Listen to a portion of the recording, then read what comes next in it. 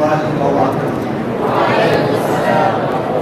الحمد لله رب العالمين والصلاة والسلام على نبي الأمين وعلى آله وصحبه أجمعين أما بعد. قال الله سبحانه وتعالى وقل ربي زدني علما. সম্মানিত উপস্থিতি, প্রশংসা মাত্রই মহান রব্বুল আলামিনের নিমিত্তে, যার অশেষ মেহেরবানিতে আজকে আমরা তালিম ও তারবিয়া এই আসরে বৈঠকে আমরা সমবেত হতে পেরেছি। তাই মহানবের দরবারে আমরা শুকরিয়া জ্ঞাপন করছি। আলহামদুলিল্লাহ। শান্তি বর্ষিত সেই মহান মানব, যার আদর্শ বাস্তবায়ন করার লক্ষ্যে আমরা আজকে এই দিনই প্রতিষ্ঠানে অনেক প্রতিষ্ঠান থেকে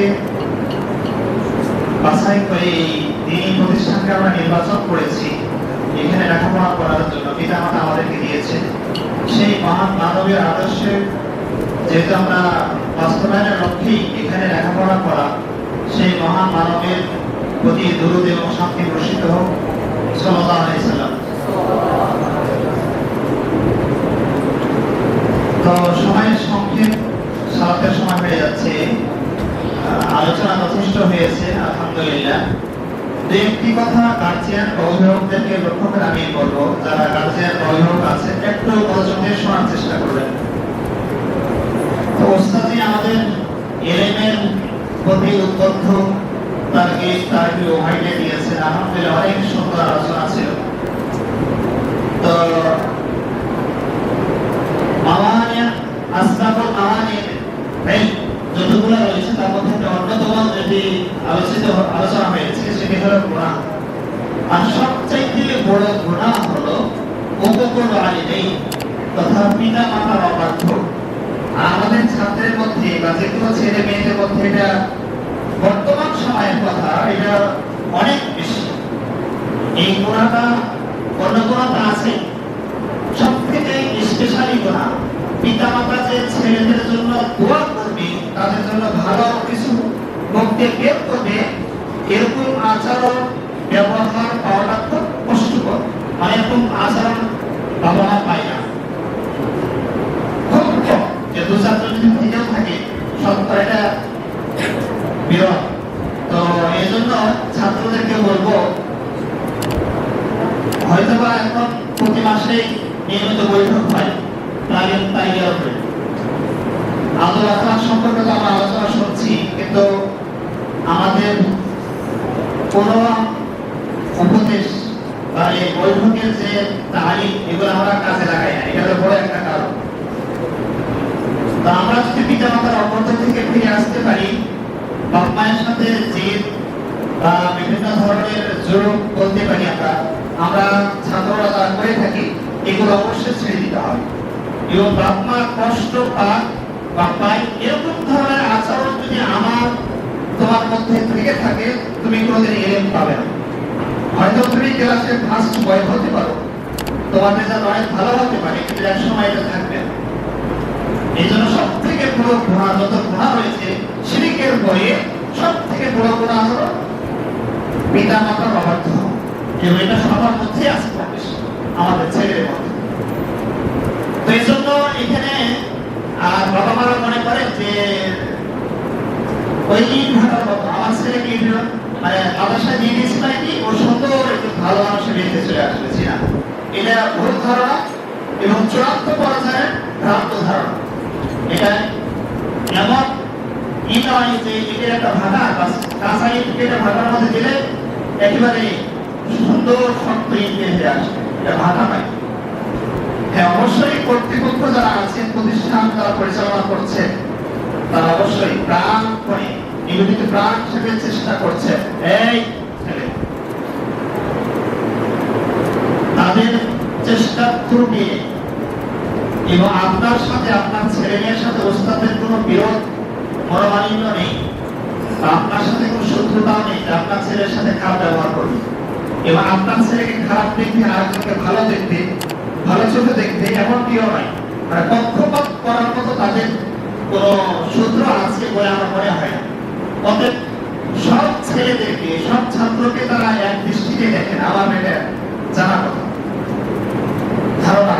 এজন্য গার্জিয়ান যারা আছেন অবশ্যই মাদ্রাসা বা প্রতিষ্ঠানে ভর্তি করার আগে আপনার কোন, আপনার বাড়ি হলো সবচেয়ে বড় মাদ্রাসা। আপনি যদি আপনার ছেলে মেয়েকে আদব আখলাক শেখাতে পারেন, ওই ছোটবেলা থেকে নিয়ে 5 বছর 6 বছর পর্যন্ত আপনার করেই থাকে, এই সময়টুকু যদি আপনি যতটুকু পারেন আপনার আমল আখলাক থেকে, আদব থেকে যদি ছেলেকে কিছু শিক্ষা দিতে পারেন, তাহলেই আশা করা যায় আপনার ছেলেটা একটা ভালো মানুষ হবে বলে আপনি আশাবাদী হতে পারেন। কিন্তু আপনি কোনদিন কিছু শিক্ষা দিলেন না, আপনি সবসময় আজেবাজে ভাষা, উশৃঙ্খল মানে আখলাক আদব আপনার কাছে আছে, আপনার ছেলেকে ভর্তি করে নিয়ে চলে গেলে এখানে আপনার ছেলে মারামারি কাটাকাটি করলো, দোষ দিলেন, শিক্ষকেরা কি করে, ওস্তাদেরা কি করে? এটা প্রত্যাশিত নয়। আমার অনেক গার্জিয়ান আছে যেটা আপনার ছেলে আমার ছেলে অপরাধ করেছে, দোষ করেছে, সেই দোষ চাপিয়ে দিলাম কর্তৃপক্ষের হাতে বা শিক্ষকের উপরে, যারা শিক্ষকের আর কিছু করে না। এটা আসলে অজ্ঞতার পরিচয়। তো এই জন্য যারা গার্জিয়ান আছে, আপনি চেষ্টা করবেন আপনার ছেলেকে বাড়ি থেকে ছোটবেলা থেকে আদব শিক্ষা দেন। এরপরে প্রতিষ্ঠান নেবেন, ইনশাআল্লাহ শেষে সে অতি দ্রুত অল্প সময়ের মধ্যে সে ভালো ছাত্র, ভালো একজন মানুষ হিসেবে গড়ে উঠবে ইনশাআল্লাহ।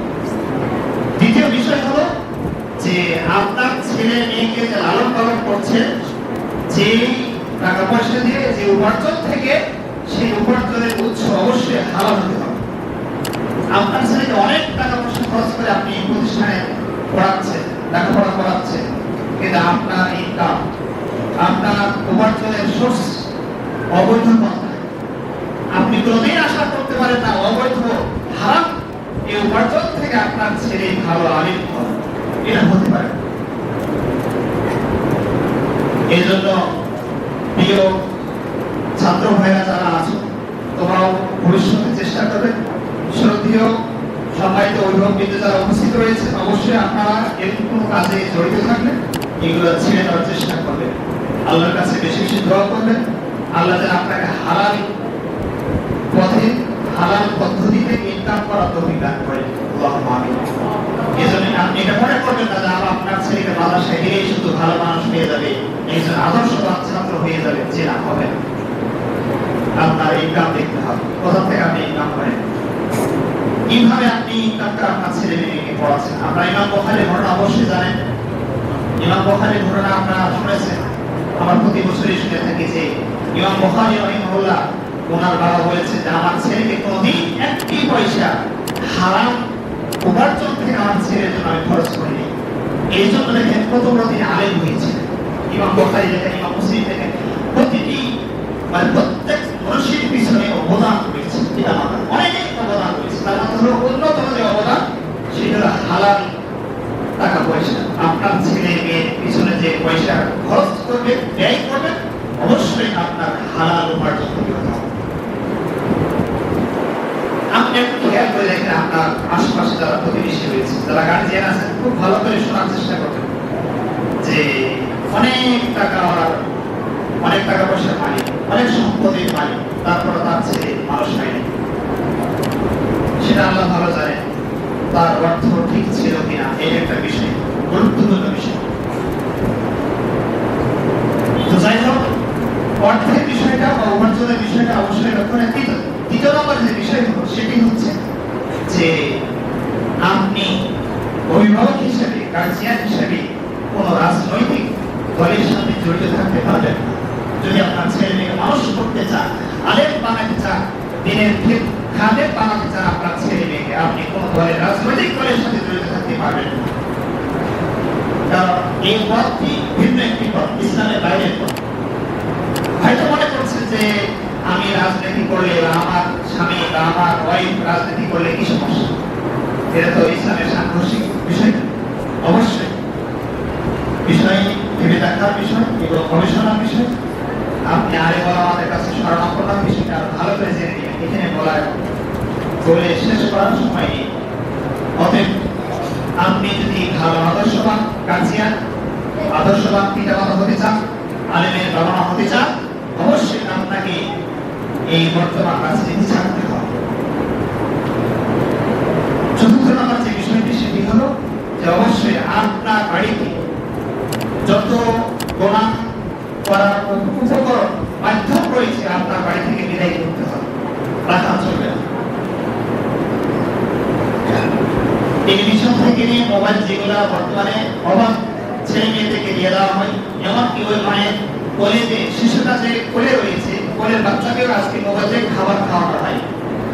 এই ছোটবেলা থেকেই তাকে কি করা হয়েছে, তার মধ্যে ভাইরাস ঢুকিয়ে দেওয়া হয়েছে। ওই ছেলেকে মাদ্রাসায় দেওয়া পরে কি ঠিক হবে? ওস্তাদকে ঠিক করতে পারবে? আপনার তো পড়াশোনা নাই, ওই মোবাইল ছাড়া খাই নাই কোনোদিন। আপনি কি করে এখানে মানে মাদ্রাসাতে প্রতিষ্ঠানের শিক্ষকরা কি করে বাধা দিয়ে থাকে, কি করে ঠেকাতে পারবে? দেখবেন যে ওই রমজান মাসে যে কোরআন দিয়েছিলেন, হয়তোবা আপনি দিয়েছেন, আপনার ভাই দিয়েছে বা আপনার বোন দিয়েছে, যে তার কাছে কিছু টাকা জমে গেছে, অথবা সে তারাবি পড়িয়েছিল, যে কোনো উপায়ে তার কাছে কিছু টাকা জমা হয়েছে। তারপর কি করেছে?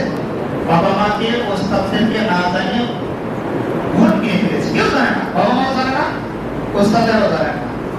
এই ফোন কিনে ব্যবহার হচ্ছে।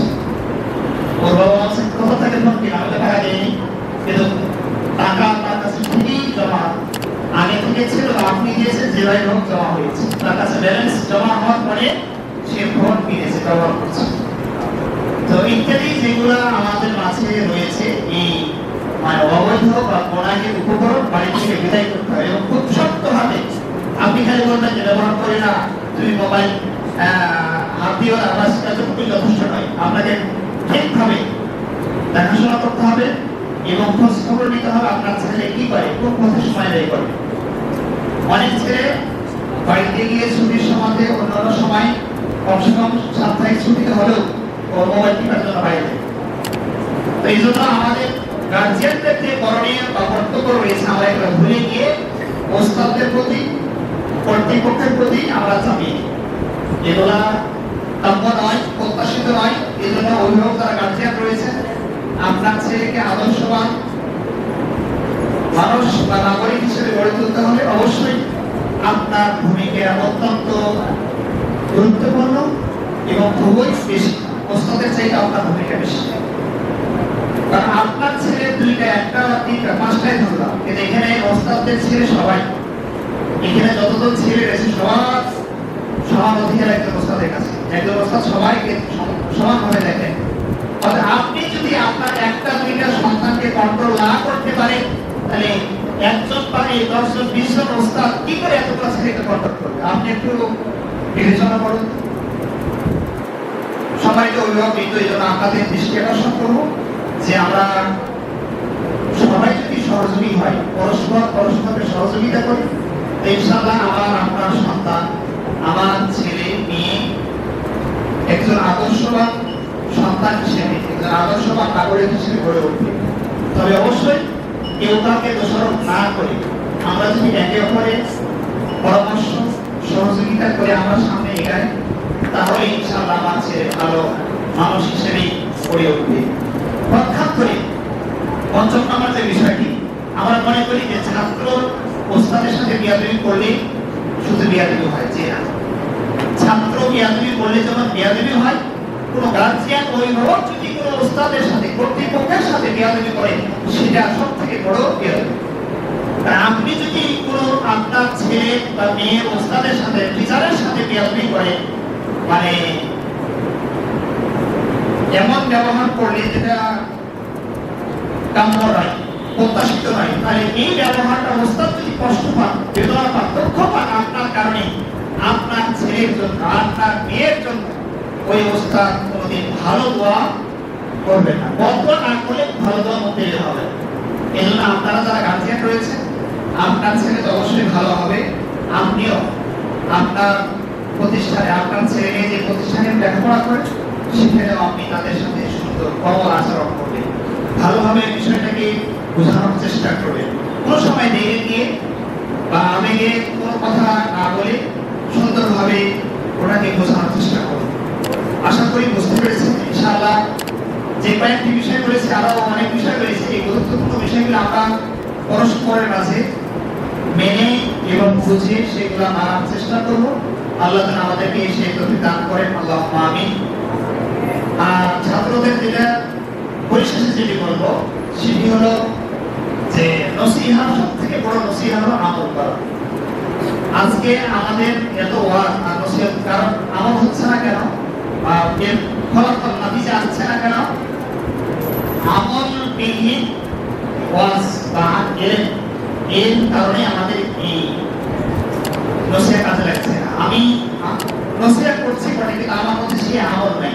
তুমি হয়তো অনেক ওয়াজ করছো, খুতবা দিচ্ছ বাইরে, বা অনেক বক্তা ওয়াজ করতেছে, দেখবে যে তার মধ্যে সেই ওই যে আলোচনা হচ্ছে বাইরে, মানুষকে বিতরণ করছে, ওই এলেম অনুযায়ী নিজের মধ্যে আমল নেই। আল্লাহ তাআলা আমাদের সকলকে, আমরা যারা রয়েছি সকলকে যেন আমল ওয়ালা আলেম তৈরি করে বা কবুল করে। আল্লাহুম্মা আমিন। ওয়া সাল্লাল্লাহু আলা নবিয়িনা মুহাম্মদ ওয়া আলিহি ওয়া সাহবিহি আজমাইন। আসসালামু আলাইকুম ওয়া রাহমাতুল্লাহ।